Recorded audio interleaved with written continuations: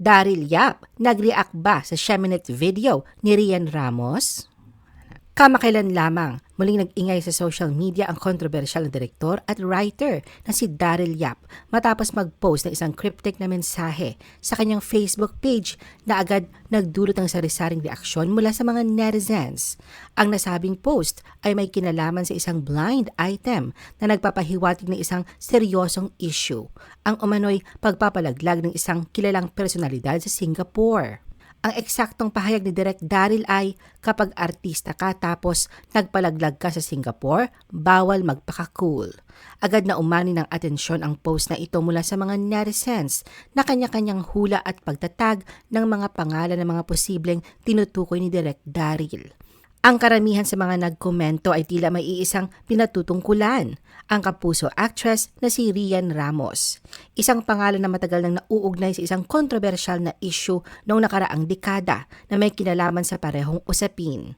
Simula na mag-viral ang post ni Direk Daryl, hindi na nakapagtataka na ang online community ay agad na nagbigay ng kanilang mga opinyon at espekulasyon.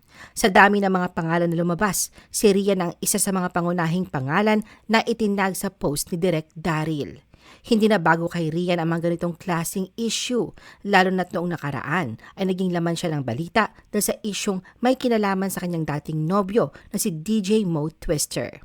Naging mainit ang usap-usapan noong mga panahong yon, partikular na nang lumabas ang isang controversial video diary ni DJ Mo kung saan binanggit niya ang tungkol sa umano'y pagpapalaglag nila ni Rian sa kanilang anak sa Singapore. Ang nasabing video diary ay naging viral din at patuloy na binalikan ng mga netizens kahit na ilang taon na ang lumipas. Bukod sa unang post si Direk Daryl tungkol sa pagpapalaglag, nagdagdag pa siya ng isa pang post na mas lalong nagpausbong sa mga espekulasyon. Sa pangalawang post na ito, nagbahagi siya ng larawan ng isang tila tiyanak na galing sa isang horror movie ng Regal Films. Kalakip ang caption na, "She may not like me, but she'll never forget. Bahala kayo riyan." Sa unang tingin, tila isang simpleng pagbibiro lamang ito. Ngunit para sa mga nakasubaybay sa isyong ito, malinaw na mas malalim na ibig sabihin ang mga pahayag ni Direk Daryl. Ang Sheminet na kanyang binanggit ay tila isang reference sa viral statement ni Vice President Sara Duterte na ginamit ni Rian sa isang video na kanyang inilabas. Dahil dito, marami ang nag-ugnay sa cryptic post ni Direk Daryl sa nasabing video ni Rian at lalo pang lumakas ang mga hula na si Rian nga ang tinutukoy ng direktor.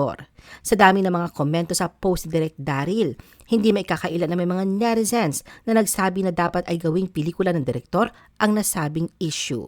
Marami rin ang nagpakita ng kanilang pagkabigla at pagkabahala sa issue. Samantala, may ilan din na nagbigay ng kanilang opinyon tungkol sa mga inaakusahan at nagsabing, bago manghusga o gumawa ng masama sa iba, tiyakin muna na walang anumang bagay o pagkakamali na maaaring ibalik o maibato sa inyo. Sa kabila ng pag-usbo ng iba't ibang pangalan sa mga komento, si Rian pa rin ang tila pinakamalapit na personahe na nagiging biktima ng mga espekulasyon. Ang kanyang pagkakasangkot sa viral video na may kaugnayan sa Sheminet-like statement ni Vice President Sara ay tila nagpalakas pa sa paniniwala ng mga netizens na siya nga ang tinutukoy ni Direk Daryl sa kanyang cryptic post. Subalit sa kabila ng lahat ng ito, nanatiling tahimik si Rian sa isyong ito.